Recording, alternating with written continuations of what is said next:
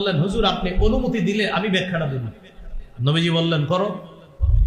আবু বকর সিদ্দিক রাদিয়াল্লাহু তাআলা আনহু বললেন, হুজুর যেই মেঘ ওই ব্যক্তি স্বপ্নে দেখছে, ফাজুল্লাতু জুল্লাতুল ইসলাম, এই বাদলটার দ্বারা উদ্দেশ্য হলো ইসলাম।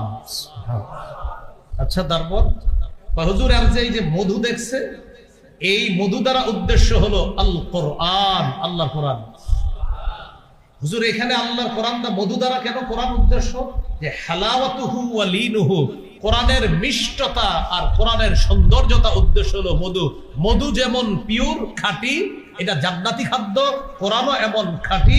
আর মধু যেমন মিষ্টি, কোরআনও মুমিনের কাছে মিষ্টি। মধু কি মিষ্টি? তো আবু বকর সিদ্দিক বললেন, হুজুর এখানে কোরআন, এটাও মুমিনের কাছে মিষ্টি, হালাওয়াতুল। আচ্ছা ঠিক আছে আবু বকর, তারপর? তো হুজুর আর যে ওই যে মধু কেউ কম নিছে কেউ বেশি নিছে, এটার ব্যাখ্যা হলো মানুষের মধ্যে কিছু মানুষ কোরআন কেউ বেশি গ্রহণ করবে, কোরআন কেউ কম গ্রহণ করবে, এটা হলো ব্যাখ্যা।